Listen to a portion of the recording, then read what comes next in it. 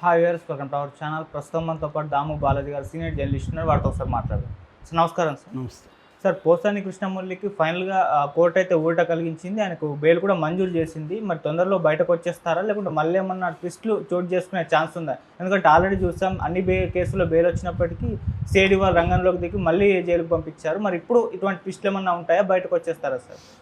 నిన్న పోసానికి సంబంధించి ఐదవ కేసు అంటే సిఐడి పెట్టిన కేసులో గుంటూరు కోర్టు బెయిల్ ఇచ్చింది.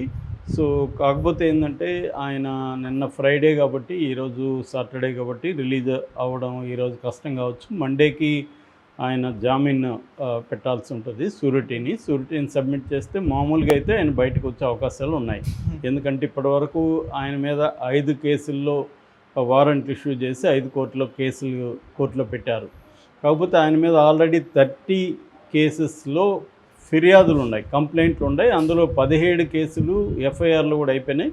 కాబట్టి పోలీసులు అంటే ఇక్కడ గవర్నమెంట్ అనుకుంటే అతన్ని మళ్ళీ రిలీజ్ అయినా కూడా పీటీ వారెంట్ తీసుకోవచ్చు.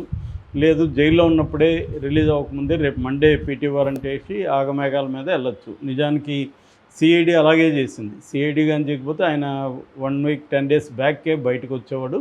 కానీ సిఐడి కూడా మళ్ళీ చేసిందంటే అర్థం వాళ్ళ గవర్నమెంట్ని బట్టి ఉంటుంది. అంటే ఇతన్ని ఇంకా వేధించింది చాలు అని వాళ్ళు అనుకుంటే ఆపేస్తారు. లేదు ఇంకా వేధిద్దాం ఇతన్ని అనుకుంటే మాత్రం పోసాన్ని వేధిస్తారు. ఎందుకంటే ఇప్పుడు శివాజీ లాంటి హీరో ప్లస్ క్యారెక్టర్ ఆర్టిస్టు ఆయన కూడా చాలా ఇంకా వేధించింది అన్నట్టు మాట్లాడాడు, క్షమించి వదిలేండి అని. అంటే ఇక్కడ క్లియర్గా గవర్నమెంటు ఒక నేరం చేసిన వాళ్ళని కోర్టులో శిక్షించడం కాకుండా కోర్టు బయట లీగల్ సిస్టమ్ను ఉపయోగించుకొని కోర్టు బయట వాళ్ళని శిక్షించే కార్యక్రమం.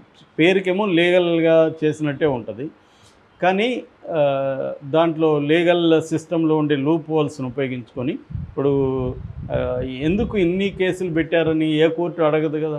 ఒక వ్యక్తి మీద ఒక నేరానికి ఇన్ని కేసులు ఎందుకు పెట్టారు, వాళ్ళకి సంబంధం ఏముంది, కంప్లైంట్ ఇచ్చిన వాళ్ళకి ఏం సంబంధం అని ఏ కోర్టు అడగట్లేదు. సో ఓన్లీ హైకోర్టు మాత్రమే ఫిర్యాదులో లేని సెక్షన్లు ఎందుకు పెడుతున్నారు అనేది అడిగింది. అట్లాగే 7 years లోపల ఉన్న వాటిని అరెస్టులు చేయొద్దు అని అడిగింది. అట్లాగే చిన్న కోర్టులకి అంటే కింది కోర్టులకి మీరెందుకు మెకానికల్గా రిమాండ్కి పంపించేస్తున్నారని చెప్పింది. అయినా కూడా ఎక్కడా ఆగట్లేదు. ఎందుకంటే కింది కోర్టులు, నేను చాలాసార్లు చెప్పాను, కింది కోర్టులు గవర్నమెంట్కి యాంటీగా బిహేవ్ చేయడానికి ఇష్టపడవు. జనరల్గా పోలీసులు ఎవరినైనా రిమాండ్కి తీసుకెళ్తే వాళ్ళు యాంత్రికంగానే కళ్ళు మూసుకొని రిమాండ్కి ఇచ్చేస్తారు. వాళ్ళు పెద్దగా దాని మీద వర్క్ చేయరు, ఎందుకు వచ్చింది మనకని. సో ఇది జనరల్గా జరిగేది. సో అందుకని మన ఎప్పుడైనా కూడా రాజకీయ నాయకులు నేర్చుకోవాల్సింది ఏంటంటే లీగల్ సిస్టమ్ని అర్థం చేసుకోవాలి. లీగల్ సిస్టమ్ ఎలా వర్క్ చేస్తుంది, ఈ లీగల్ సిస్టంలోనే మనల్ని ఎలా అవతల వాళ్ళు వేధించవచ్చు అన్న క్లారిటీ ఉండాలి. ఈ పోసానికి అది ఎంత లేనట్టుగా ఇప్పుడు చూస్తే అనిపిస్తుంది. అతను బేలగా ఏడ్చడం, నన్ను చంపేస్తారని చెప్పడం, నేను చచ్చిపోతానని చెప్పడం, ఇవన్నీ చూస్తున్నా అంటే అతనికి మాట్లాడుతున్నప్పుడు ఈ ఐడియా లేదు. సో అప్పుడేమో రెచ్చిపోయి మాట్లాడాడు. ఇప్పుడు అతనికి దీని ప్రభావం ఎలా ఉంటుంది అంటే గవర్నమెంట్ అనుకుంటే మనల్ని ఎలా వేధించవచ్చు, మన మీద ఏమీ ఒక దెబ్బ కొట్టకుండానే మనల్ని మానసికంగా డెత్ దగ్గరికి కూడా తీసుకెళ్ళిపోవచ్చు. ఎందుకంటే అతనికి 66, 67 ఏళ్ళు, ఆల్రెడీ 2 సార్లు హార్ట్ సర్జరీ జరిగింది. సో అతనికి ఏంటంటే ఎప్పుడు ఏ టాబ్లెట్ వేసుకోవాలో కూడా తెలియదు. భార్య ఇంట్లో ఇస్తే వేసుకునే టైపు గై. సో అలాంటి వాళ్ళు జైల్లో ఎలా ఉండగలరు, జైల్లో ఉండలేరు. రెండోది ఇక్కడ సౌకర్యాలకంతా అలవాటైపోయి ఉంటారు. అంటే ఒక డైట్, ఒక ప్లాన్డ్ డైట్ ఉంటుంది. వాటరు మామూలు వాటర్ తాగకుండా బిస్లరీ అలాంటివి తాగడం, తర్వాత పడుకోవడానికి మినిమం ఇది ఉంటుంది. ఇప్పుడు మరీ సమ్మరు, గుంటూరు విజయవాడలో మామూలుగా ఉండదు సమ్మరు. సో ఆ ఫ్యాన్ ఎక్కడో పైన ఉంటుంది, అది గాలి వస్తుందో అది తెలియదు. అలాంటి రెండోది కింద ఒక బెడ్షీట్ వేసుకొని పడుకోవాలా, దానికి అలవాటు లేని వాళ్ళకి అసలు నిద్ర రాదు. అన్నిటికంటే ఘోరం టాయిలెట్. ఇండియన్ టాయిలెట్కి అలవాటు లేని వాళ్ళకి నరకం కనబడుతుంది రోజు. దానివల్ల కాన్స్టిపేషను.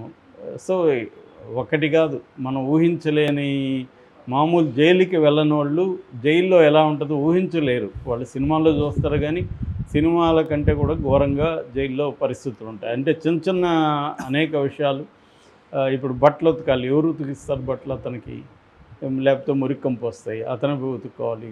సో ఇవన్నీ ప్రాబ్లమ్స్ ఉంటాయి. మామూలుగా అయితే జైల్లో డబ్బులు ఉంటే నీకు అనేక సౌకర్యాలు, డబ్బులు ఉంటే నువ్వు ఒక అసిస్టెంట్ని పెట్టుకోవచ్చు, వాడు ఫుడ్ తెచ్చి నీ సెల్లుకే ఇస్తాడు, నీ బట్టలు ఉతికిస్తాడు, ఇంకేమైనా అవసరాలు ఉంటే చేస్తాడు. సో వాళ్ళకి డబ్బులు ఇవ్వాలి. అట్లాగే అలా అసిస్టెంట్ పెట్టుకోవాలంటే సూపరింటెండెంట్ దగ్గర నుంచి వార్డర్లకు అందరికీ డబ్బులు ఇవ్వాలి. సో అలాగే డబ్బులు కానీ ఇస్తే నీకు ఫుడ్ ఒకటి మంచిగా తినచ్చు, తర్వాత వీలైనన్ని సౌకర్యాలు అక్కడ చేసుకోవచ్చు. కానీ ఇలాంటి వాళ్ళకి ఏమవుతుందంటే ప్రతిపక్షాన్ని వేధించాలని అధికార పక్షం నిర్ణయించుకుంది కాబట్టి జైల్లో కూడా స్ట్రిక్ట్గా ఉంటారు. అధికారులు కూడా ఏమన్నా మనం వీళ్ళ దగ్గర డబ్బులు తీసుకొని చేస్తే మన ఉద్యోగాలు పోతాయని. మనం శశికళ విషయంలో అదే చూసాం. శశికళ విషయంలో పరప్పన అగ్రహార జైలు బెంగళూరులో ఆమెకు సౌకర్యాలు కల్పించాయని అక్కడ పనిచేస్తున్న జైలు అధికారి లేడీ ఆమె వచ్చి బయట మాట్లాడేసరికి అక్కడ చాలామంది మీద చర్య తీసుకున్నారు. అట్లాగే మనకి తీహార్ జైల్లో కూడా ఆ మధ్య 80 మందిని సస్పెండ్ చేశారు. సో అందుకని ఏం చేస్తారంటే వీళ్ళు భయపడతారు అన్నమాట. ఇలాంటి ఖైదీలు వచ్చినప్పుడు వీళ్ళ దగ్గర డబ్బులు తీసుకోరు. స్ట్రిక్ట్గా జైలు రూల్స్ అప్పుడు అన్నీ గుర్తొస్తుంటాయి వాళ్ళకి, జైలు రూల్స్ని స్ట్రిక్ట్గా అమలు చేస్తారు.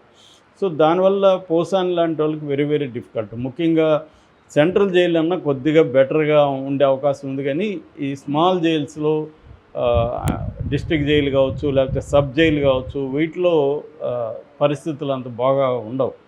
సో అందువల్ల పోసానిని చూస్తే ఇప్పుడు చాలామందికి ఒకప్పుడు పోసానికి కావాల్సిందే ఇతను నోటిదోళ్ళకి అవసరమే అన్నట్టుగా అనుకున్నారు. ఇప్పుడు మెల్లమెల్లగా అది జాలిగా కన్వర్ట్ అవుతుంది. రెండోది, తెలుగుదేశం కేడర్లో కూడా పోసాన్ని అరెస్ట్ చేయడం పట్ల ఆనందమే, కానీ టైమింగ్ అనేది వాళ్ళకి నచ్చలేదు. ఎందుకంటే జీవిరెడ్డి ఇష్యూని డైవర్ట్ చేయడానికి పోసాన్ని అరెస్ట్ చేయడం అనేది తెలుగుదేశం కేడర్లో కావచ్చు, మేధావుల్లో కావచ్చు, జర్నలిస్టులు కావచ్చు, వాళ్ళకి అది నచ్చలేదు.